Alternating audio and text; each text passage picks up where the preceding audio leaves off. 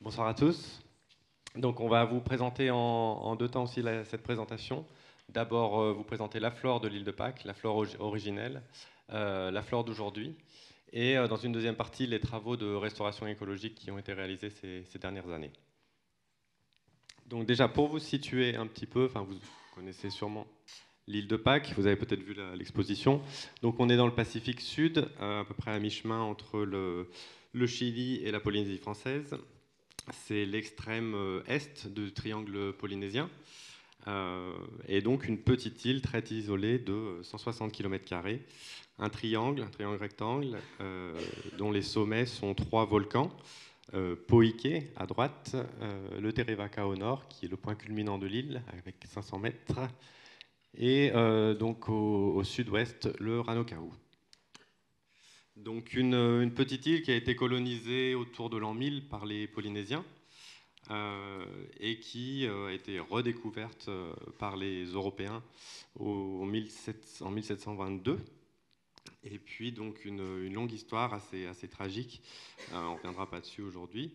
Mais voilà, aujourd'hui, une petite île qui est basée sur le tourisme, avec à peu près 6000 habitants à l'heure d'aujourd'hui. Donc je vais passer la parole à Boris pour qu'il nous explique un petit peu le processus de colonisation végétale de l'île. Est-ce que tu peux revenir sur la diapo précédente?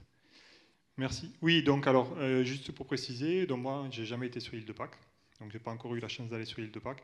Et donc mon intervention, elle va se limiter à toute une partie qui concerne la biodiversité, mais la biodiversité végétale, comment les îles, en fait, comment les îles se font coloniser par les végétaux, par la vie, tout simplement, la vie végétale et puis la vie animale. Et puis quelques petites interprétations sur la flore de l'île de Pâques.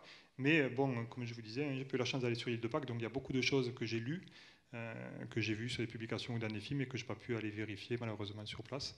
Alors, au niveau de l'île de Pâques, effectivement, on a un territoire qui est assez petit, 160 km², avec une île qui est placée sous une latitude qui lui permet d'avoir un climat subtropical, avec une température moyenne qui est de 20 degrés, et puis des précipitations annuelles qui varient entre 1000 et 1300 mm d'eau, ce qui est pas mal, ce qui en fait une île qui est tout à fait favorable à la vie, bien sûr. Il n'y a pas du tout non plus de grands cyclones, il n'y a pas de grandes tempêtes de vent, ce qui permet à la végétation et à la flore et à la faune de pouvoir y trouver un lieu très facilement accueillant.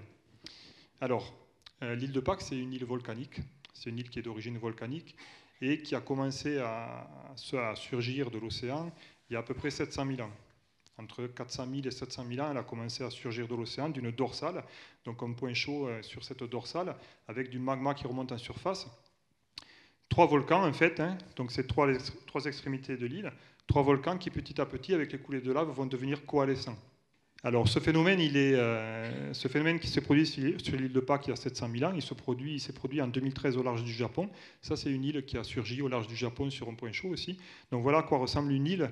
Donc un morceau de magma, de lave qui surgit de l'océan et puis qui est exempt de toute forme de vie pour l'instant. Ce matériau qui sort de la mer, qui sort de cette dorsale, il n'a bien sûr aucune végétation, aucune faune dessus. Toute la végétation qu'on va y trouver par la suite, c'est une végétation qui va arriver, qui est donc exogène. L'île de Pâques, c'est une île qui est très très isolée, elle est à plus de 3000 km du continent américain et 2000 km de la Polynésie, ce qui font des distances qui sont impressionnantes. Alors, dans ce genre d'île qui ne part pas avec un morceau de continent, qui ne dérive pas avec un morceau de continent, la première chose qui va venir se déposer sur cette île et qui va être amenée par des vents qui prennent leur source près des continents ou sur les continents, ça va être des spores. Des spores, ce sont des tout petits éléments qui contiennent déjà du vivant, qui sont les organes de reproduction des fougères, des mousses et des lichens. Et donc ces spores qui sont très très légères et qui peuvent être emportées sur plusieurs milliers de kilomètres par les vents, vont commencer à se déposer sur ces laves. Et sur ces laves, en germant, elles vont élaborer déjà un petit film végétal. Donc que ce soit les lichens qui sont une association entre champignons, algues, ou les mousses et les fougères. On a ici une colonisation de lichens sur justement une île volcanique, ça c'est en Islande. Et donc vous avez déjà ces lichens qui commencent à pousser, qui se développent, qui peuvent se développer dans des conditions extrêmes, donc avec une grande sécheresse, un grand ensoleillement, et puis l'absence de nutriments facilement mobilisables.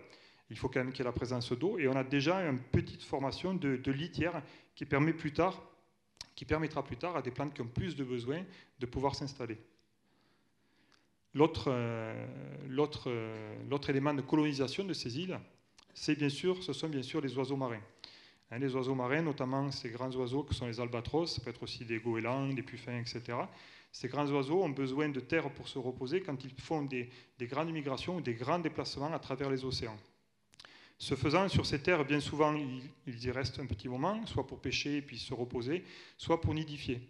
Et puis là, on voit par exemple sur cette couvée d'albatros, qu'il y a une plante juste à côté. Et donc sur cette plante, l'albatros va pouvoir prendre sur son plumage des graines, comme ici vous avez les graines d'une espèce arbustive qui pousse sur l'île de Pâques, qui est un triumpheta. Donc ces graines, elles sont épineuses, elles vont pouvoir se fixer dans le plumage. Et en se déplaçant, l'albatros va commencer à diffuser ces plantes-là. Donc cette vie animale, alors on appelle ça de l'épizoochorie. La zoochorie, c'est la dispersion par les animaux, la dispersion des semences par les animaux. Et dans ce cadre-là, l'animal ne l'a pas fait volontairement, c'est une graine qui s'est déplacée dessus. Alors, en plus des plantes, ces grands animaux vont aussi disperser déjà de petits invertébrés. Dans leur plumage, ils vont héberger de petits invertébrés, que ce soit des invertébrés parasites ou des invertébrés qui vont vivre dans le nid, par exemple, et puis qui vont se ficher dans les plumes de manière involontaire et puis qui seront transportés. Donc, ces grands oiseaux, ils participent aussi au déplacement de ces invertébrés et donc déjà à l'installation d'une petite vie animale. L'autre élément de colonisation des îles, alors on est dans une colonisation qu'on appelle une idiochorie. L'idiochorie, par rapport à l'anthropochorie, c'est une colonisation par le végétal, mais de manière naturelle, hors déplacement humain. Et l'anthropochorie, c'est justement le déplacement des espèces végétales en fonction des déplacements humains, que ce soit de manière volontaire ou involontaire. Donc ici, on est toujours dans l'idiochorie, c'est le déplacement par les courants marins. C'est toutes les espèces végétales dont les graines et les fruits flottent, et qui vont pouvoir être amenés à travers le globe par les courants marins. Vous connaissez tous la noix de coco. La noix de coco, c'est un des exemples les plus connus d'une plante qu'on appelle pantropicale, qu'on va retrouver partout sur les rivages tropicaux, parce que la noix de coco peut flotter pendant plusieurs mois. Eh bien, si vous regardez bien, là, en Amérique du Sud, vous avez un courant froid qui vient du sud, qui s'appelle le courant de Humboldt, qui longe la côte de l'Amérique du Sud et puis qui s'éloigne au niveau de l'équateur, enfin un peu en dessous de l'équateur, et jusqu'à rejoindre un courant équatorial, et puis qui va s'éloigner vers l'ouest et rejoindre justement vers l'ouest l'île de Pâques et plus tard la Polynésie. Donc on peut très bien imaginer que ce courant de Humboldt, il va ramasser tout ce qui est balancé par les rivières qui descendent de la cordillère des Andes, qui descendent de la cordillère des Andes et puis qui vont former des radeaux végétaux qui vont être emportés par le courant et puis qui vont petit à petit s'échouer sur les îles sur l'ouest. Voilà un radeau végétal, à quoi ça ressemble. Alors ici, c'est un radeau d'algues, mais on a aussi des radeaux de végétaux terrestres, de choses qui sont arrachées lors des crues, donc avec des bouts de branches, des feuillages, mais aussi des fruits, des graines, des fleurs, et qui vont faire de véritables radeaux. D'ailleurs, sur ces radeaux, il y a non seulement des espèces végétales qui voyagent, mais il y a aussi des espèces animales. On a montré, il existe une publication qui montre que des rats ont pu survivre pendant plusieurs mois sur de tels radeaux, en trouvant des abris dans des troncs creux, par exemple, ou des bambous, et puis en se nourrissant de petits organismes qui viennent se reposer sur ces radeaux végétaux. Voilà un échantillon, par exemple, des semences qu'on peut trouver. Donc ça, c'est sur une plage, sur une petite île mexicaine. Un échantillon des semences qui sont donc des semences de plantes à fleurs, de palmiers, d'arbres de mangrove, etc. Et puis qui vont flotter pendant quelques jours, quelques semaines, plusieurs mois, et garder leur viabilité. Donc non seulement ces espèces vont flotter, mais en plus elles vont garder leur viabilité pendant plusieurs mois, ce qui fait que quand elles vont s'échouer sur une terre, elles auront tout ce qu'il faut pour germer. Elles auront rencontré une terre, elles seront viables, l'embryon sera toujours viable, et en plus il y aura un substrat, de l'eau qui leur permettra de pouvoir déclencher le signal de germination. Voilà, vous avez peut-être aussi déjà vu sur les plages une grande quantité de bois qui est emportée aussi. Là, pour la même raison, dans la même action que le transport des fruits et des graines, ce transport de bois permet aussi de transporter des éléments végétaux qui pourront amener des boutures de plantes. On peut très bien imaginer que dans ces bois, certains vont garder aussi une viabilité, une dormance des bourgeons qui va leur permettre de s'enraciner une fois rejetés sur des plages assez loin. C'est quelque chose d'assez rare, mais ça arrive. Voilà. Donc, ça, c'est pour la colonisation du Nil. Alors, aujourd'hui, on va parler, le titre, c'était la biodiversité, mais on ne va parler que de biodiversité végétale, en fait. L'île de Pâques, c'est une île qui actuellement est couverte d'un tapis de graminées, principalement. La végétation dominante, ce sont des graminées. Les quelques forêts et bois qui s'y trouvent, Anthony va vous en parler, ce sont essentiellement des espèces qui ont été plantées, des arbres qui ont été plantés et qui sont entretenus par les humains. Donc quand les premiers Européens arrivent sur l'île de Pâques, donc les premiers Européens ils sont arrivés en 1722, c'est un navigateur hollandais, Roggeveen, qui est arrivé sur l'île de Pâques. L'île de Pâques est déjà largement déboisée. Et parmi les scientifiques de ces expéditions européennes, personne ne note la présence de forêts. Par contre, dans les comptes rendus d'expédition, il est noté certains éléments de végétation qui sont liés aux activités humaines, notamment la Pérouse qui arrive, l'expédition de la Pérouse qui arrive à la fin du XVIIIe siècle sur l'île de Pâques, note la présence de toitures de palmiers. Et Roggeveen, donc ce navigateur hollandais qui arrive en 1722, les populations pasquanes, les Pasquans lui offrent des noix. Alors, ce qui est marqué dans son compte rendu dans son journal de bord, c'est qu'on lui a offert des noix. Et sur l'île, actuellement, il n'y a aucun végétal qui fournit des noix. Aucun végétal ne fournit des noix. Et de la même manière, sur l'île, quand des expéditions archéologiques ont commencé à voir le jour au début du XXe siècle pour explorer justement la culture ancienne de l'île de Pâques, personne ne note la présence d'arbres et de formations arborées sur l'île de Pâques. Pourtant, comme je vous l'ai dit, donc la Pérouse note que sur les toits de certaines des habitations, il y a des feuilles de palmier et à Roggeveen, on offre des fruits qui sont des noix. Alors, aujourd'hui, le paysage il est ce qu'il est. Il est le résultat d'une anthropisation extrême de l'île de Pâques. Mais au début du XXe siècle, quand des fouilles archéologiques ont commencé, on s'est beaucoup intéressé à la végétation passée de l'île de Pâques. On a essayé de reconstituer cette végétation passée. Et dans les 50 dernières années du XXe siècle, il y a beaucoup de travaux qui ont été faits, notamment sur des analyses poléniques. Alors l'île de Pâques n'est pas pourvue, il n'y a pas de rivière ou de ruisseau d'eau douce ou que des filets d'eau. Mais par contre, sur les 3 cratères et quelques autres petits cratères qu'il y a, vous avez des réserves d'eau. Et dans ces réserves d'eau, au fond de ces cratères qui sont fermés, vous avez des sédiments qui se sont accumulés, des tourbes, des boues, et qui vont piéger les pollens passés. C'est ce qu'on appelle, c'est l'étude du paléo-environnement. Et en allant profondément dans ces sédiments, on peut remonter dans le temps en analysant les pollens et les macro-restes végétaux qui sont contenus là-dedans. Donc les premières analyses polliniques qui ont eu lieu dans ces tourbes ont mis en avant la présence de pollen de palmier. Voilà, la présence de pollen de palmier. Donc il y avait déjà une confirmation du fait des observations de la Pérouse que le palmier était un élément présent sur l'île de Pâques avant le déboisement intense qui a eu lieu par la suite. Cette présence de palmiers elle a été ensuite attestée par d'autres fouilles archéologiques, et notamment sur les falaises de l'île de Pâques. Ici en haut à gauche, vous avez une personne là qui explore une cavité. Vous avez de très nombreuses cavités, et dans ces cavités, il a été trouvé des petites noix. En haut à droite, vous les avez là. Et ces petites noix, en fait, ce sont les fruits d'un palmier. Ce sont les fruits d'un palmier. Alors ces restes, ce sont des endocarpes, c'est les fruits. La graine à l'intérieur a disparu. La graine a été mangée par un rongeur, et il ne reste que l'enveloppe de ce fruit. En bas à gauche, vous avez autre chose qui a attesté encore plus la présence de palmiers. C'est dans la lave et sur le front de mer des empreintes de troncs de palmier. Les troncs de palmier, vous savez, ce sont des troncs qui sont parfaitement cylindriques. Et donc, du coup, quand la lave couche, quand des coulées de lave couchent les troncs de palmier et qu'elle les recouvre, elle va laisser des empreintes parfaitement cylindriques de ce tronc. Donc ça se trouve aussi en grande quantité sur l'île de Pâques. Enfin, en bas à droite, vous avez un petit pictogramme qui est un pictogramme qui est repris sur l'écriture de Pasquane. Vous savez, l'écriture qu'on appelle Rongo-Rongo. Et sur ces tablettes d'écriture Pasquane, vous avez ce petit idéogramme qui est assimilé à la figure du palmier. Donc dans la tradition pasquane, le palmier est bien présent à travers cet idéogramme. Alors, ah oui, une dernière trace. Donc, dans les recherches archéologiques les plus récentes, en fait, on a mis encore en évidence autre chose, c'est la trace, les empreintes de racines de ces palmiers. Toutes les petites trouées que vous voyez, hein, verticales, là, ce ne sont pas des trous de vers de terre, ce sont les empreintes des racines.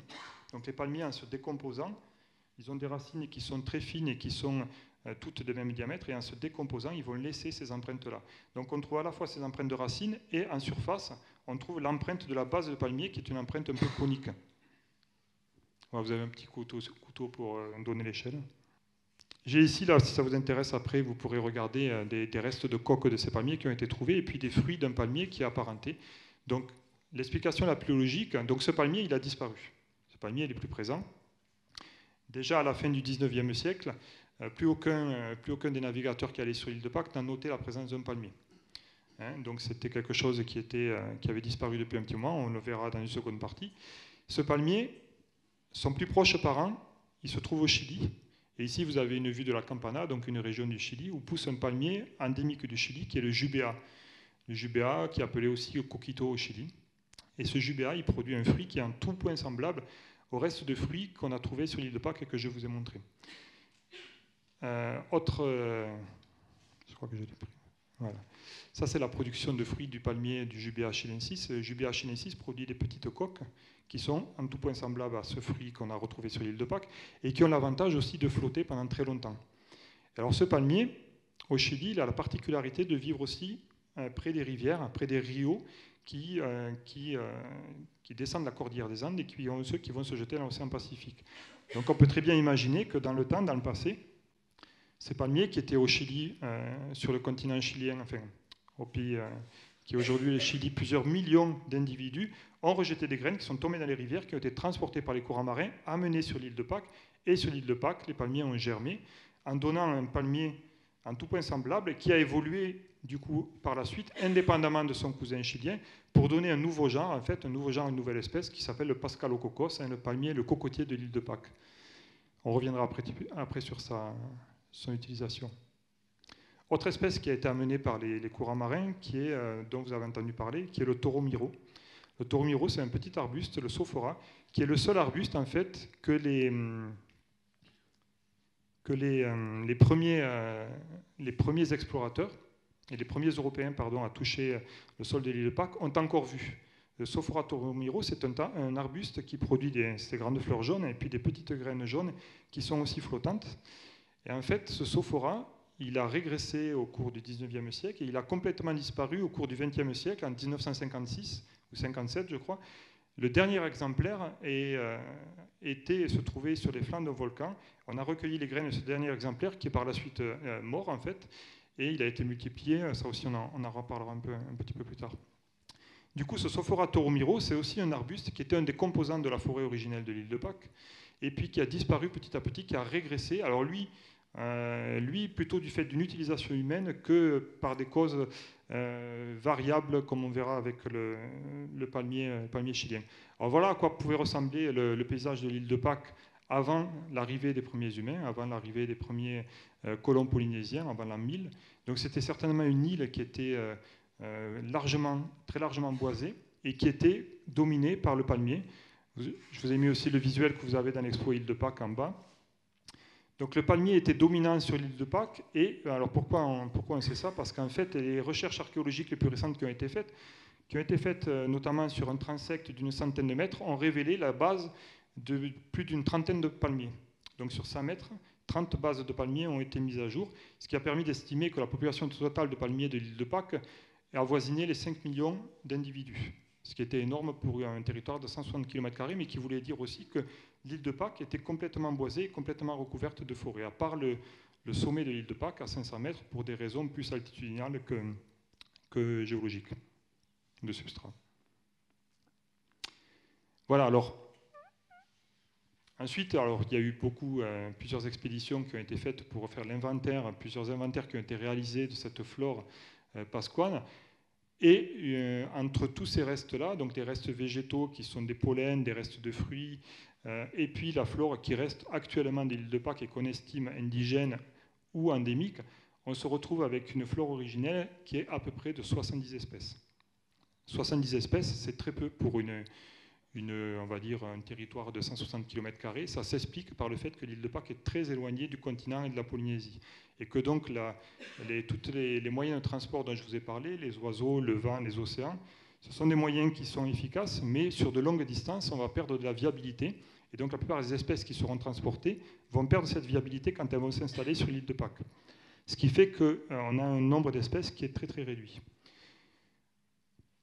Et qu'aujourd'hui, alors la flore originelle, on l'estime à peu près à 70 espèces. Vous voyez, il y a un point d'interrogation parce qu'en fait, il y a certainement eu beaucoup plus d'espèces, mais quand on fait une analyse de pollen, on ne peut analyser que les pollens qui sont présents, et tous les pollens ne voyagent pas de la même façon, tous les pollens ne sont pas piégés de la même façon. Du coup, on ne peut pas savoir exactement le nombre d'espèces. Sur cette flore originelle de 70 espèces, il reste aujourd'hui ce qu'on appelle une flore native résiduelle, c'est-à-dire 36 espèces, avec des espèces qui se sont éteintes, 21 espèces, et puis des espèces qui ont été observées et qui n'ont pas été observées récemment. Donc aujourd'hui, vous voyez, Anthony vous en reparlera, il y a de graves menaces qui pèsent sur la flore de l'île de Pâques et qui continuent de s'exercer sur cette flore. Alors parmi les espèces végétales, il y a deux grands types d'espèces, que ce soit les espèces végétales ou les espèces animales d'ailleurs. On a des espèces qu'on dit indigènes et puis des espèces qu'on dit endémiques. Les espèces indigènes, ce sont des espèces qui se sont implantées sur l'île de manière naturelle, mais qui peuvent être présentes ailleurs dans le monde.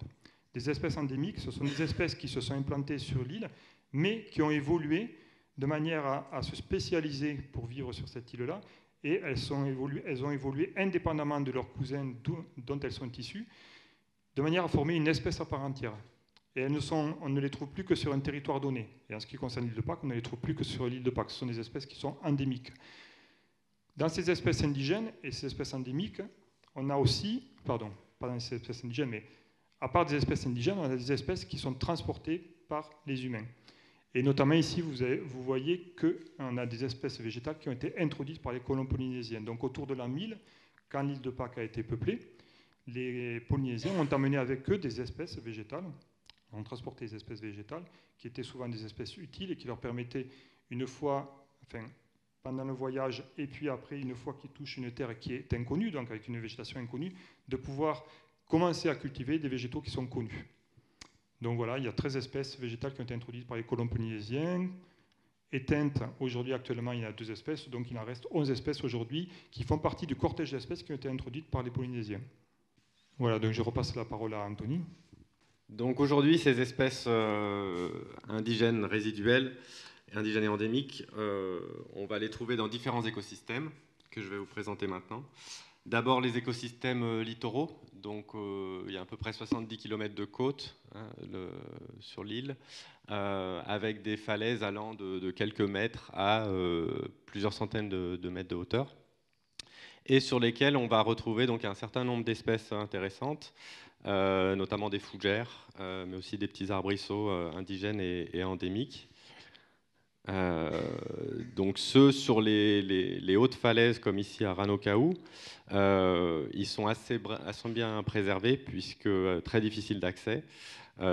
Certaines espèces qu'on estime éteintes ou qu'on n'a pas observées depuis 100 ans pourraient d'ailleurs s'y trouver facilement, puisque tout n'a pas été prospecté. Et un autre écosystème littoral intéressant, donc c'est les motus, c'est les petits îlots, comme on peut voir là au fond de l'image, qui eux sont de véritables sanctuaires pour la flore native, puisqu'ils ont été très peu perturbés par l'homme. On voit ici voilà, des oiseaux qui nichent sur un petit motu, donc le motu nui, avec vraiment que de la végétation indigène, donc le paspalum, qui est la graminée en premier plan.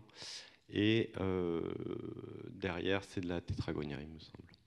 Ensuite, donc les prairies, qui sont en fait le principal écosystème de l'île de Pâques, et qui sont donc principalement des graminées. Certaines sont indigènes, une est endémique, et aussi des cypéracées, qui sont assez nombreuses, donc pour la plupart indigènes aussi.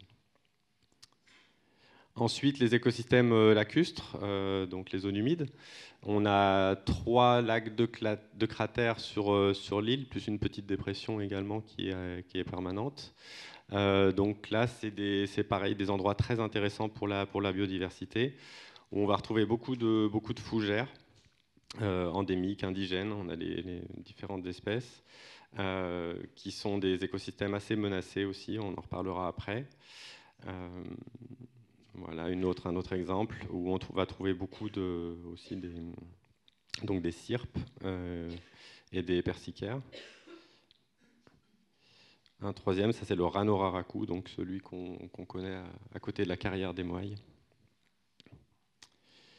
Ensuite, les vallons humides, qui sont des cours d'eau temporaires ou permanents. Ici, c'est donc le principal qui s'appelle Avarangauka, où on retrouve beaucoup de fougères endémiques, indigènes, et quelques espèces herbacées aussi, intéressantes, mais des écosystèmes ici très, très menacés par les plantes envahissantes. Et les grottes. Alors dans les grottes, on trouve forcément beaucoup de fougères, mais aussi donc, ces plantes d'introduction polynésienne dont on parlait, qui sont le bananier, le taro, qui étaient cultivés en fait dans ces grottes, puisque plus humides et plus, c'était des véritables jardins, et qui même encore aujourd'hui en fait, on retrouve pas mal de ces plantes cultivées qui sont conservées, on va dire, de manière traditionnelle.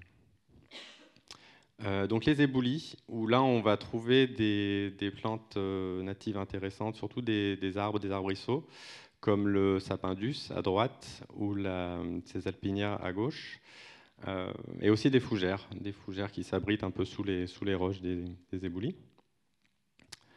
Ensuite, on a quelques bosquets, donc là d'espèces introduites uniquement. Donc c'est les petites forêts d'eucalyptus et quelques plantations aussi de cyprès et d'autres espèces. Donc ça qui sont vraiment des introductions modernes pour fournir du bois d'œuvre pour l'île. Et oui, enfin donc le village d'Angaroa aussi qui est intéressant en termes de végétation et qui rassemble principalement donc des espèces introduites à but à but ornemental, et quand même on retrouve quelques espèces traditionnelles, indigènes dans ces jardins que les habitants conservent comme valeur culturelle.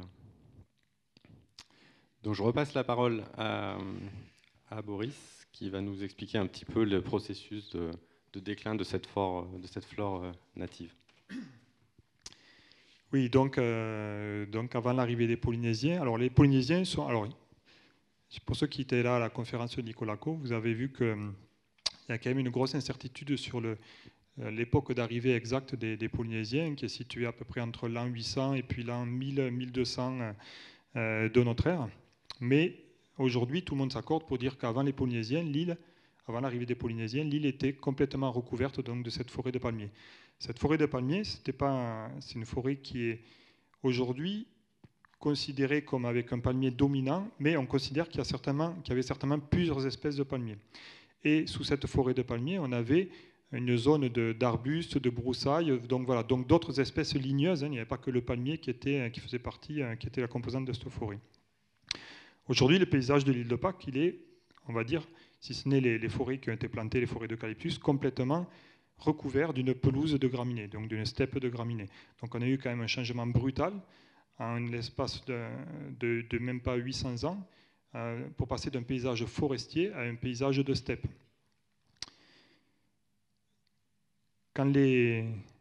Alors, ça c'est un diagramme polynique, c'est juste pour vous montrer quelque chose qui est très très intéressant à observer. Donc ça a été fait, le diagramme polynique c'est fait à partir de l'analyse des pollens, donc ces pollens qui ont été prélevés dans la tourbe d'un volcan, et juste on va s'intéresser à trois couleurs, le bleu et les deux verts.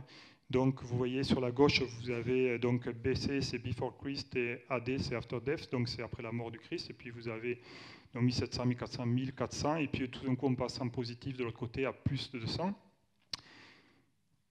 En haut, vous avez les espèces qui sont concernées, donc les palmiers, les graminées, et puis une petite espèce de plante en particulier, la verveine du littoral. Alors pourquoi il y a eu une étude de fait sur le pollen de cette espèce? Parce que cette verveine, c'est une espèce qu'on dit commensale. C'est-à-dire qu'on ne connaît sa présence qu'en fonction des activités humaines. Elle n'existe que proche des activités humaines. À l'état sauvage, elle est très très peu connue. Donc sa prolifération implique qu'il y a des activités humaines, et notamment de l'agriculture. Donc si on regarde le pollen du palmier, on s'aperçoit que ce pollen, il est majoritaire jusqu'à peu près vers l'an 1200. Et puis qu'après, vers l'an 1200, jusqu'à l'époque actuelle, 1990, il décline lentement jusqu'à complètement, quasiment disparaître. Et après, le pollen qu'on va trouver, c'est aussi du pollen, on va dire... pourquoi on trouve encore du pollen actuellement en 1990? Parce qu'on a aussi... les vents transportent aussi des pollens issus d'autres régions du globe qui vont se piéger dans ces sédiments. Voilà. Mais on assiste bien à un effondrement du palmier, et puis en parallèle, si vous regardez le vert foncé, le vert prairie, là, vous avez en parallèle de l'effondrement du pollen des palmiers, vous avez les pollens de graminées qui deviennent de plus en plus prédominants. Et avec cette domination du pollen des graminées, on a aussi la verveine du littoral qui devient de plus en plus dominante aussi. Alors, entre le moment où les Polynésiens arrivent, donc vers l'an 1000, et puis notre époque actuelle, on assiste bien à un déclin de la couverture forestière et à un enrichissement des pelouses et des prairies de l'île.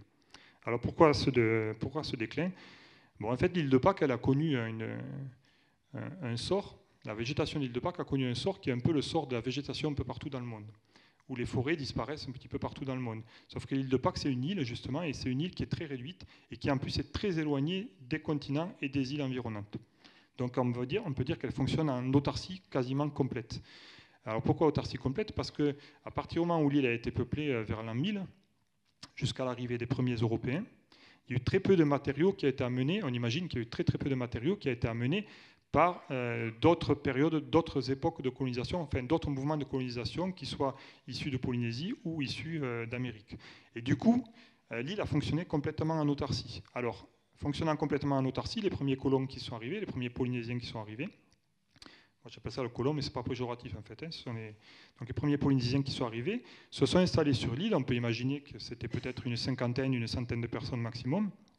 Ils se sont installés sur l'île et puis ils ont commencé par utiliser des ressources qui étaient immédiatement disponibles. Alors sur une île, les premières ressources qu'on a pour se nourrir, c'est la pêche. C'est la pêche, donc le poisson, voilà. Alors sur l'île est présent aussi un palmier. Et ce palmier, les Polynésiens qui ont quitté des îles polynésiennes, il y avait aussi des palmiers. Ils se nourrissaient notamment des cœurs de palmier. Vous connaissez les cœurs de palmier. Donc sur l'île est présente un palmier qui va fournir une ressource nutritive, une ressource végétale qui est très abondante. En bas à gauche, vous avez l'extraction d'un cœur de palmier. Alors le cœur de palmier, quand on l'extrait, il faut tuer le palmier, puisque le palmier n'a qu'une tige et un seul bourgeon terminal. Et c'est le bourgeon terminal qu'on consomme. Donc à chaque fois qu'on consomme un cœur de palmier, on a tué un palmier, on a détruit un palmier, il ne peut pas repousser. Bon. Ça, c'est un petit peu anecdotique, mais donc ces Polynésiens qui s'installent commencent par consommer des ressources, et puis très vite, c'est un peuple de cultivateurs, d'agriculteurs, très vite, ils vont commencer à utiliser le sol, à utiliser la terre pour cultiver des végétaux qu'ils ont amenés. Parmi ces végétaux, il y a deux qui sont très, très utilisés, qui sont des tubercules, qui sont le taro et la patate douce. Le taro et la patate douce. Un autre végétal qui est amené par les Polynésiens, c'est la canne à sucre. Donc ces trois végétaux vont constituer la base de l'agriculture polynésienne. Et pendant les premières décennies d'installation, l'agriculture va se passer à l'ombre des palmiers. Alors l'agriculture va se passer à l'ombre des palmiers. Elle va réussir. En plus, on rentre dans une période plus humide. Il y a de plus en plus de précipitations. L'eau est abondante et donc va favoriser l'agriculture. En favorisant l'agriculture, on favorise aussi la démographie. La population va croître et la population croissant, eh bien, les gens vont devoir commencer à se répandre. Ils étaient uniquement sur le bord de l'île et puis ils vont commencer à se répandre dans tous les endroits de l'île, dans tous les endroits en tout cas qui sont accueillants pour installer des villages ou des populations. Donc par la suite, bon, c'est quelque chose de très classique. Donc on continue à cultiver. Pour cultiver, il faut défricher. En défrichant, on commence à éroder les sols, avec des précipitations de à peu près 1500-1800 mm par an. Ce sont de bonnes précipitations. Ces précipitations qui tombent sur des sols qui ne sont plus couverts vont éroder la litière fine du sol, puisque je vous rappelle que c'est une île qui a moins de 100 000 ans. En 100 000 ans, on n'a pas un sol très évolué qui est apparu au-dessus de la roche-mère, du coup, qui sont les basaltes, qui sont des roches volcaniques. Du coup, l'érosion se passe très facilement. Elle emporte avec elle, elle lessive avec elle tous les nutriments. L'agriculture continue et du coup, comme il n'y a plus de nutriments dans le sol, il va falloir brûler la matière carbonée, donc notamment brûler les troncs, les feuilles des palmiers, qu'on va après enfouir pour pouvoir fournir des nutriments aux plantes qu'on cultive. En parallèle, La pêche continue, bien sûr, mais il n'y a plus les embarcations d'origine qui sont disponibles. Et les seules embarcations possibles, enfin les seuls matériaux possibles pour faire les embarcations, ce sont les troncs de ces palmiers. Les troncs des palmiers et puis les arbustes, les quelques espèces d'arbustes qui peuplent aussi l'île. Donc l'utilisation des matériaux, elle se fait pour la réalisation d'embarcations, elle se fait aussi dans la réalisation des habitations. Et puis un petit peu plus tard, elle va commencer à se faire aussi pour toute la statuaire qui va se réaliser sur l'île. Alors la statuaire, elle concerne ces grandes statues en pierre basaltique qui sont les moailles que vous connaissez. Elle concerne aussi des petites statues en bois qui sont réalisées en bois et qui vont utiliser cette ressource-là.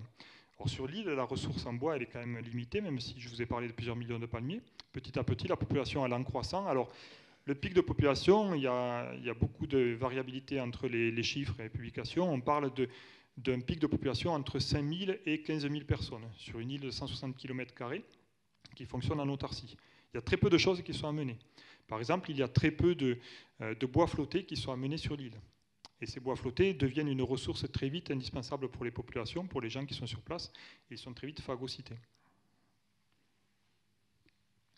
Alors en plus, donc déjà, là on a un déboisement qui est déjà certainement bien avancé, une érosion qui travaille, qui supprime la couche intéressante du sol. En plus, on a une espèce de palmier qui est particulière, parce que le palmier du Chili, d'où est originaire ce palmier pasquan, le palmier de Rapa Nui, le palmier du Chili, il a une biologie qui fait qu'il est très facilement menacé par nos activités. Déjà au Chili, ce palmier il a failli disparaître après la conquête espagnole. Au Chili, aujourd'hui, les forêts de palmiers que vous allez y trouver ne sont plus que le reflet de ce qu'elles ont été avant la conquête espagnole, où il y avait aussi plusieurs dizaines de millions d'individus. Aujourd'hui, c'est plusieurs milliers de spécimens qui restent. Et encore parce qu'ils ont été protégés à partir du début du XXe siècle. Sinon, il n'en resterait plus aucun. Alors pourquoi ? Parce que ce palmier il a une croissance très très lente. Il a une croissance très lente et une maturité sexuelle très tardive. Il est mature à partir d'une cinquantaine d'années. Il lui faut 50 ans de croissance pour produire ses premières fleurs. Donc au bout de 50 ans, il produit ses fleurs et il va produire des fruits. Ces fruits qui sont appelés donc, au Chili les coquitos, qui sont consommés, qui sont une très bonne ressource, c'est l'équivalent de petites noix de coco. Ça a le même goût, c'est l'équivalent de petites noix de coco. J'en ai amené là, pas à manger, mais vous pourrez regarder à quoi ça ressemble. Donc au bout de 50 ans, le palmier va fleurir et va produire ses fruits que les personnes vont consommer. Seulement au bout de 50 ans, c'est au bout de 50 ans que le palmier il est aussi intéressant parce qu'il a fourni un gros fût. Ce fût qui est intéressant pour la construction. En dessous, il reste un peu jeune, il n'est pas en plus superbement droit puisque l'aspect conique du tronc, enfin du haut du tronc, descend assez longuement sur le tronc et du coup il est moins utilisable comme matériau que quand il a plus de 50 ans justement et quand il est mature. Du coup les Pasquans, on peut très bien imaginer que les Pasquans ou les habitants de Rapa Nui vont utiliser préférentiellement les vieux individus, ceux qui sont justement en état de se reproduire. Alors de la même façon, le fruit est une ressource pour les populations de Rapa Nui. C'est une ressource importante, c'est un des rares fruits comestibles de l'île. Du coup, il va être très prélevé et très consommé, et empêcher du coup par là même une bonne régénération. Alors ce palmier, il a aussi un autre inconvénient, c'est qu'il est monoïque. Monoïque, ça veut dire que vous avez des fleurs mâles et des fleurs femelles, et qu'il faut obligatoirement un vecteur de pollinisation pour pouvoir avoir des graines. Ce vecteur de pollinisation, au Chili, c'est une petite abeille. On peut très bien imaginer que petit à petit, avec l'installation d'invertébrés sur l'île de Pâques, cette petite abeille, elle est arrivée à un moment donné sur l'île de Pâques, et puis qu'elle a retrouvé sa fleur à polliniser. Seulement, la forêt de palmiers, quand elle existe, elle s'auto-entretient. Les palmiers, quand ils poussent en forêt, parce qu'ils s'ombragent les uns les autres, ils créent une humidité plus importante au sein de la forêt qu'à l'extérieur, et puis ils entretiennent tout un cortège d'espèces, des espèces animales, mais aussi des espèces dans le sous-sol, notamment des champignons, des bactéries qui vont faciliter leur croissance. Bon, pour en revenir aux espèces animales aériennes, plus les palmiers vont se trouver séparés, et plus cette petite abeille elle va avoir de mal à vivre, et du coup avoir du mal à polliniser. On peut très bien imaginer que sur la fin de ce palmier, vers l'extinction de ce palmier, la pollinisation n'avait plus du tout lieu et donc du coup il n'y avait plus du tout de semences. Alors c'est très important ça parce qu'en fait on s'est aperçu au cours des dernières fouilles qu'à un moment donné les Pasquans ont réalisé que les palmiers allaient devenir très rares et que la ressource allait manquer. À tel point que sur certains endroits qui sont fouillés, on a constaté qu'il reste des traces de ces palmiers et qu'autour des traces de ces palmiers, il y a des dalles qui sont disposées tout autour, comme si ces dalles matérialisaient l'emplacement du palmier, justement, et puis matérialisaient une sorte de protection du palmier qui était présent. Donc, il y a eu un moment où les Pasquins ont protégé, voire peut-être sacralisé ces palmiers, de manière à les préserver, à préserver la ressource. Seulement, préserver une ressource qui ne tient plus que par quelques individus, qui sont éloignés les uns des autres, où tout le cortège qui faisait que ce palmier vivait bien a disparu, c'est un petit peu quelque chose qu'on ne peut plus faire. Enfin, de manière inexorable, ces individus dépérissent petit à petit. Et puis, autre chose qui a entraîné un dépérissement, enfin la fin de cette forêt de palmiers, c'est que les Polynésiens sont arrivés avec des plantes, mais ils sont arrivés aussi avec des animaux, et 2 animaux en particulier, qui sont le rat de Polynésie, qui est un rat qui sert de nourriture, qui servait de nourriture en tout cas au peuple polynésien, et puis le coq et la poule. Alors, ce rat, il arrive sur une île où il n'y a aucun vertébré terrestre, à part quelques lézards, aucun mammifère terrestre. Il n'y a aucun prédateur. Il n'y a aucun prédateur, il commence par être élevé, alors peut-être dans des enclos, ça je ne sais pas, mais dans tous les cas, très rapidement, vous connaissez les rats. Le rat, c'est une espèce pionnière, un mammifère pionnier qui, dès qu'il arrive dans un milieu, a suffisamment de plasticité pour pouvoir s'adapter à n'importe quel type de ressources et n'importe quel type de milieu. En arrivant sur l'île de Pâques, une île où pousse un palmier dont la graine est comestible et où il n'a aucun prédateur, il a dû proliférer. Et on peut très bien imaginer que sa prolifération a entraîné une disparition petit à petit des ressources, donc des graines et des plantules de ce palmier, puisqu'il peut aussi, si la graine vient à manquer, se nourrir des plantules de palmier. Voilà, donc on peut très bien imaginer que c'est le rat en fait qui a fini de sceller le sort du palmier et des forêts, en plus du dépérissement naturel des quelques individus restants de palmiers. Puisque le palmier du Chili, et donc le palmier pasquin très certainement, puisqu'ils sont très apparentés, a une très grande longévité.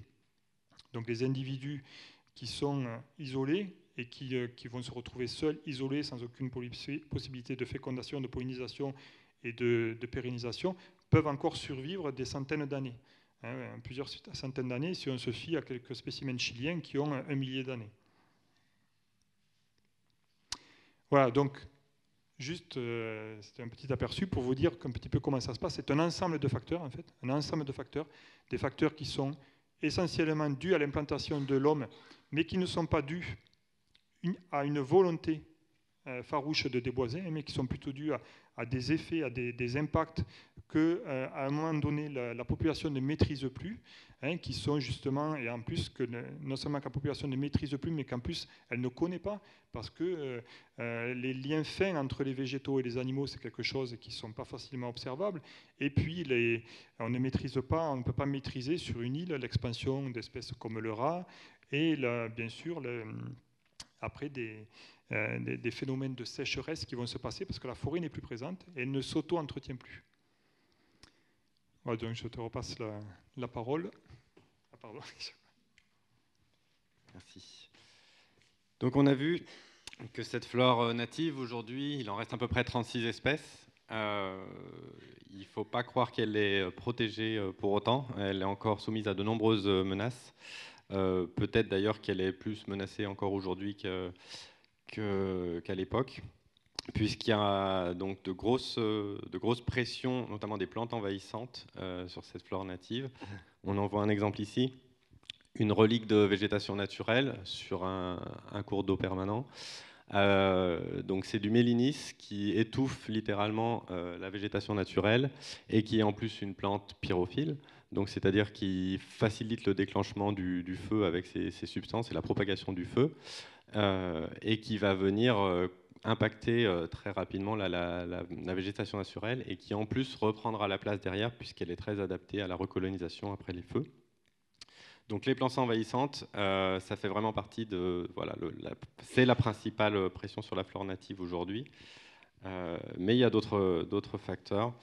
Là aussi, un exemple d'envahissement, c'est sur les pentes intérieures du cratère Ranokau, où on voit la colonisation progressive. Donc, on voit la vigne qui est en vert un peu flashy, le robinia pseudo-acacia au milieu de l'image, et aussi d'autres espèces plus ou moins envahissantes.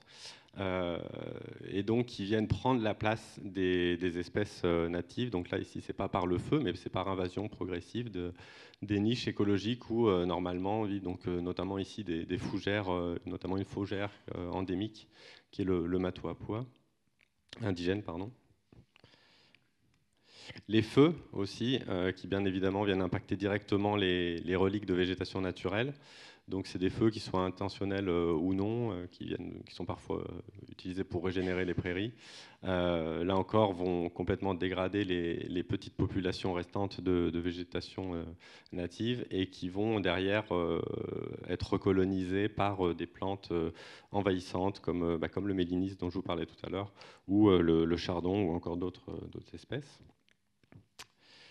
Donc les herbivores aussi qui posent de graves problèmes d'érosion, hein, c'est donc les chevaux, les bovins qui sont plus ou moins en liberté sur l'île de Pâques et qui vont faire d'assez gros dégâts sur ces sols très, très fragiles et qui vont aussi parfois donc, venir se nourrir des plantes natives, comme ici, se nourrissent des cyrpes sur le Ranoraku.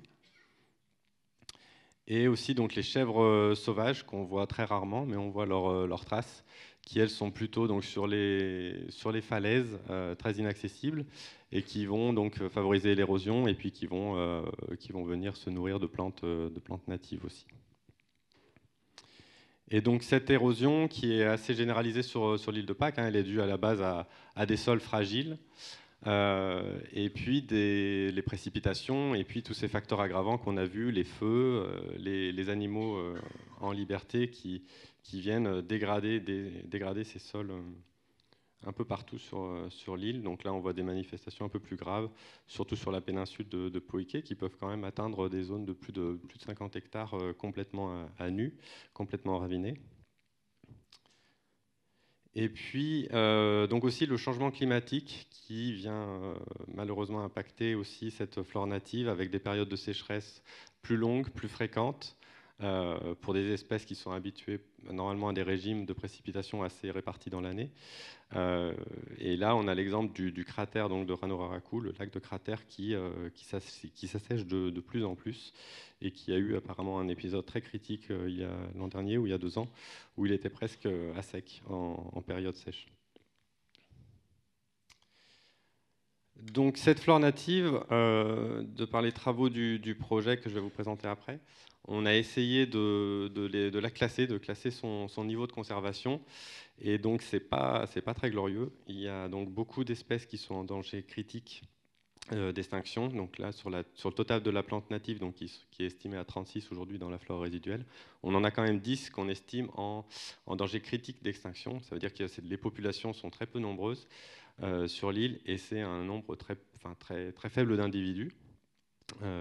Et puis de nombreuses espèces aussi qui sont catégorisées en danger ou vulnérables.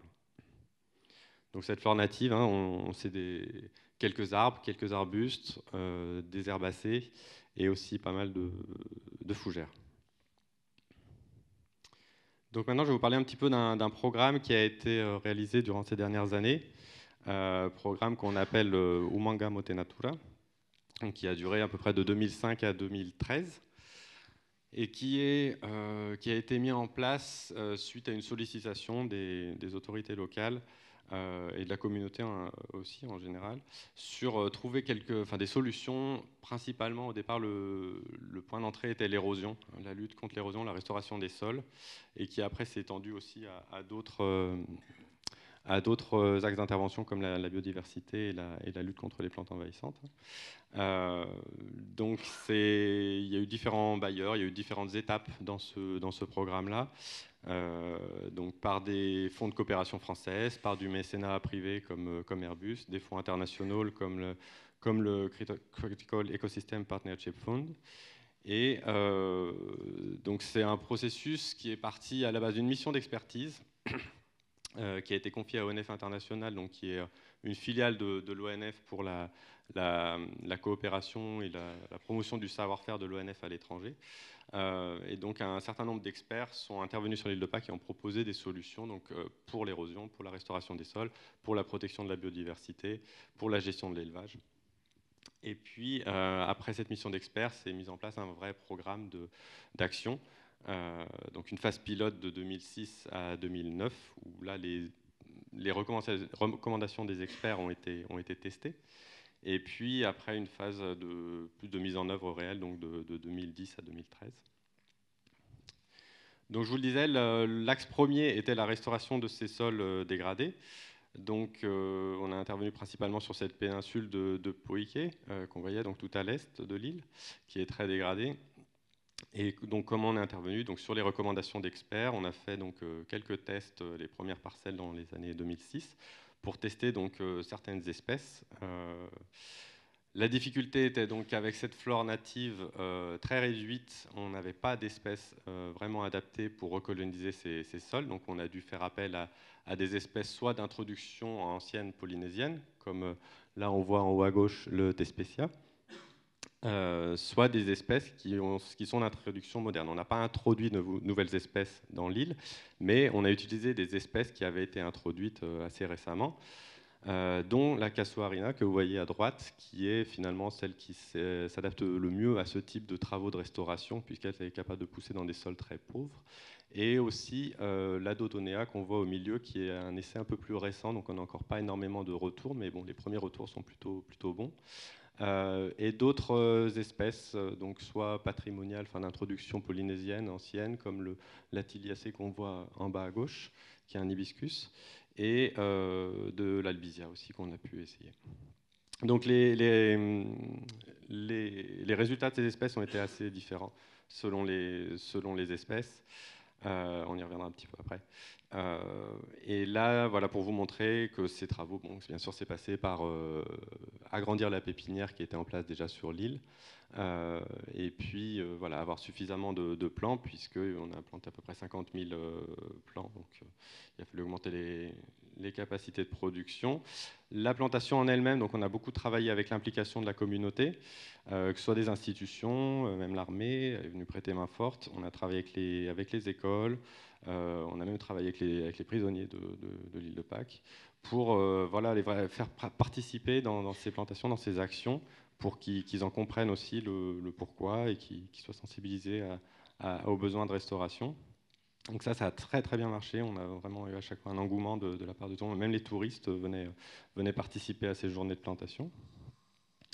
Et il y en a qui suivent. Donc les meilleurs résultats, je vous le disais, c'est la casuarina, qui a vraiment une capacité de croissance assez impressionnante. Et donc après 5-6 ans de plantation, on peut voir là un individu de plusieurs mètres de haut. Voilà un petit aperçu des premières plantations. Donc ça, c'était au bout de 5 ans à peu près. On a une recolonisation progressive. On a une couche d'humus qui commence à se créer. La Dodonea, donc ça, c'était des jeunes plants hein, avec encore même pas un an de plantation, mais qui ont donné des bons résultats sur les parties un peu plus protégées. En bord de falaise, vraiment, c'était la casuarina qu'on voyait ici qui fonctionnait le mieux. Voilà un petit aperçu. Donc ça, on voit sur la droite les premières plantations qui ont à peu près 5 ans ici au moment de cette photo. Et puis après, on a continué sur la gauche. Et ce qu'on voit en haut, c'est des eucalyptus qui avaient été plantés à l'époque pour restaurer ces sols et qui ont réussi à tenir sur le haut de la partie dégradée, mais qui en bord de mer n'arrivaient pas à survivre.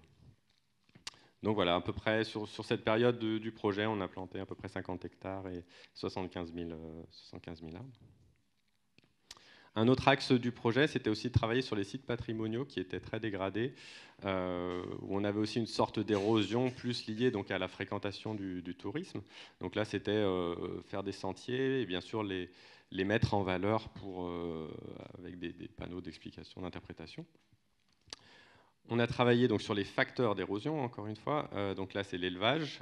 Comment trouver des solutions avec les éleveurs pour que leurs troupeaux n'aillent pas dégrader, que ce soit les sites les plus sensibles au niveau de la biodiversité, soit les parties des sols les plus sensibles, ou aussi les sites patrimoniaux, parce que les animaux dégradent aussi d'une certaine manière les sites archéologiques. sortir les animaux de ces fameux cratères qu'on voyait tout à l'heure, donc avec la mise en place d'abreuvoirs à l'extérieur. Donc ça, c'était un axe assez difficile. Hein. L'élevage est un sujet assez complexe sur l'île de Pâques.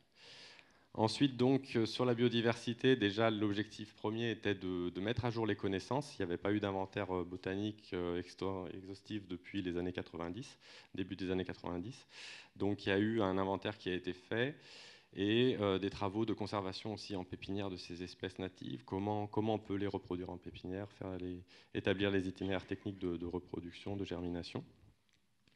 Et un diagnostic des plantes envahissantes. Donc sur ces 350 espèces d'introduction moderne qu'on estimait en 2005, aujourd'hui c'est sûrement un peu plus. Donc il y a eu tout un travail de fait en partenariat avec le ministère de la Recherche de Polynésie française sur établir une liste des espèces envahissantes et potentiellement envahissantes et un plan d'action justement pour contrer ces invasions végétales. Et par la suite, donc, on a mis en place un projet pilote. J'insiste bien là-dessus, c'était un pilote sur la petite échelle de restauration écologique. Donc ça voulait dire quoi?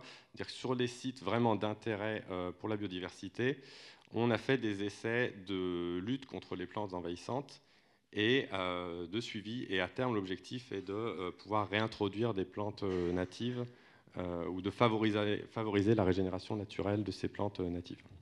Donc il y avait 3 sites pilotes. Le premier à Nokaou, qui est un petit peu emblématique à l'île de Pâques, hein, c'est ce qu'on appelle le réservoir de biodiversité de l'île de Pâques. Donc on n'était pas au centre du cratère, hein, on était sur les bords, sur les flancs, où on luttait contre le robinia pseudo-acacia, le robinier qu'on voit sur la droite, avec là, on coupait et traitait les troncs pour pas que ça rejette. Ensuite, donc sur la plage d'Ovae, qui était intéressante puisque là, on a le dernier site connu d'une plante indigène, la Boéravia. Donc on souhaitait protéger des invasions.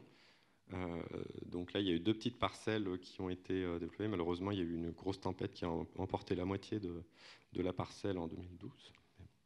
Ça fait partie du jeu. Et le Ranoraraku, donc c'est ce cratère qu'on a vu plusieurs fois, où là on a des herbacées, des graminées envahissantes qui viennent grignoter petit à petit la végétation naturelle en bord de cratère. Donc là, le test était de retirer cette végétation envahissante pour étudier déjà la régénération naturelle des plantes qui sont normalement présentes sur cet écosystème. Un gros travail donc de sensibilisation à l'environnement, d'implication de la communauté, que ce soit les écoles ou même les adultes, hein, dans les actions du projet. Ça, c'est pour moi le point fort de ce projet, c'est ce qui a le mieux marché. On a vraiment senti l'engouement des personnes qui venaient participer. Et puis donc communiquer énormément sur les actions, pourquoi on venait couper certaines plantes envahissantes qui pour d'autres sont tout à fait utiles, notamment pour les sculpteurs par exemple. Le robinier, c'est un très bon bois. Communiquer sur les actions de restauration, pourquoi on plante cette plante, pourquoi pas celle-là, qu'est-ce qu'une plante envahissante, et puis diffuser voilà, les différentes connaissances qui ont été générées donc dans le cadre de livres, de petits livrets, et puis communiquer à la radio aussi, qui marche très bien à l'île de Pâques sur tout ce qu'on faisait. Voilà, sur les perspectives en tout cas par rapport à ce projet, donc aujourd'hui le projet est terminé. On a malheureusement eu assez peu de suivi sur ces pilotes de restauration écologique pour diverses raisons. Il y a eu certains conflits territoriaux sur l'île de Pâques qui ont compliqué un petit peu la tâche de travailler dans le parc national. Et par contre, on a légué un petit peu tout ce travail sur la mise à jour de la flore de l'île de Pâques et la sensibilisation de la population à sa préservation. Donc, pour moi, c'est le principal résultat. D'autres actions, bien sûr, sont en cours aujourd'hui. Hein. On a des contacts encore avec nos partenaires de la CONAF, qui est l'institution forestière présente sur l'île de Pâques, qui aujourd'hui ne gère plus le parc naturel, mais qui a des actions qui continue des actions de plantation, de restauration des sols dégradés. Et puis, voilà, concernant la flore, vous avez pu voir toutes ces pressions qui sont encore très pesantes aujourd'hui. Je pense qu'il faut vraiment avoir des actions de conservation assez rapidement, puisque là vous avez l'exemple d'une petite fougère, l'Ophioglossum, qui est la dernière. Là vous avez à peu près la dernière population connue sur l'île de Pâques. Donc voilà, le passage d'un feu ou d'un herbivore peut très vite faire disparaître cette espèce-là. Voilà. Je ne sais pas si, Boris, tu veux rajouter un petit point de... Oui, juste... donc, avec l'arrivée des premiers Européens, donc en 1722, la forêt est déjà largement déboisée. Alors effectivement, moi je vous ai surtout parlé de la forêt parce que le paysage était complètement différent de ce qu'il est actuellement, mais cette forêt ne couvrait certainement pas complètement toute l'île, et dans tous les cas, en marge et en lisière, était présente toute cette végétation qui est endémique de l'île, donc qui est propre à l'île, et qui sont des petites espèces, des graminées, des petites fougères, qui poussent sur des endroits, bien sûr, où la forêt ne pouvait pas être présente, ou sous le couvert forestier. Bon, dans tous les cas, on a vu que quand les premiers Européens arrivent, l'île est largement déboisée, et l'arrivée des Européens ne va pas favoriser la préservation de l'environnement qu'ils rencontrent. Parce que les premiers Européens arrivés sur les îles, vous savez, tous ces grands navigateurs qui parcouraient le monde à la conquête de nouvelles terres pour leur pays, amenaient avec eux des plantes et des animaux qu'ils installaient sur les îles de manière à fournir une ressource si jamais ils revenaient sur ces îles, une ressource connue, animale et végétale, si jamais ils revenaient sur ces îles. La Pérouse, par exemple, l'expédition de la Pérouse, à la fin du XVIIIe siècle, a débarqué sur l'île, déjà à la fin du XVIIIe siècle, des cochons, des chèvres et des moutons.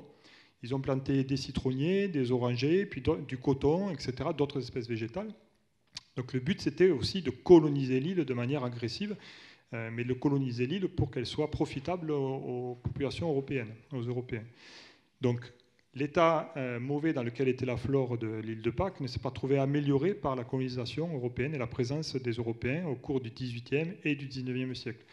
Et l'état social de l'île s'est bien sûr très largement dégradé du fait de ces colonisations européennes, avec, vous le savez, un peuple pasquan qui a été oppressé, opprimé, réduit en esclavage, et puis soumis à des maladies pour lesquelles il n'avait pas jamais été exposé, etc., etc. Donc, ce que je veux dire, c'est que toutes les actions de conservation qu'on peut faire actuellement sur la flore, elles ne régénéreront pas un paysage originel. Parce qu'aujourd'hui, la pression de la population, la pression de l'élevage, du tourisme archéologique, mais pas seulement sur l'île, ne permettent pas de vider l'île de ses habitants et puis de recréer un processus de pédogénèse qui permettrait derrière un processus de revégétalisation forestière de l'île. Donc le paysage qu'on a actuellement, c'est un paysage qui est quasi définitif. Le reboisement ne pourra que se faire sur des espèces qui sont dans tous les cas, des espèces ligneuses, qui sont dans tous les cas des espèces qui ne sont plus des espèces endémiques, puisque celles-ci ont disparu. Les espèces d'arbres endémiques ont disparu. Le Sophora toromiro, ce petit arbuste, il est encore préservé. Alors il est présent sur l'île en 2-3 endroits, mais il est planté et entretenu, et il est encore préservé dans certains jardins botaniques du monde.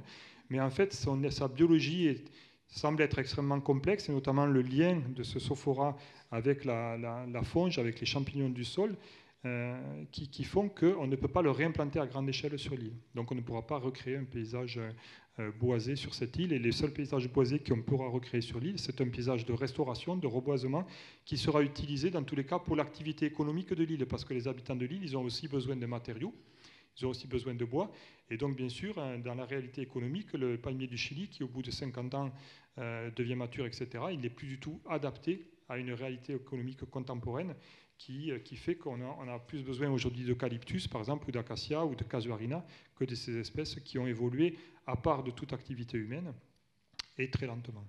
Par rapport à ces travaux de restauration avec les casuarinas, c'est aussi une première étape qui peut déboucher derrière vers aussi de la diversification. Pour l'instant, c'est vrai que nos petites plantations, ça a l'air plutôt de monoculture, mais c'est une phase de transition pour récupérer ces sols que la flore native ne peut pas pour l'instant, pour derrière réintroduire justement ces espèces natives dans un deuxième temps.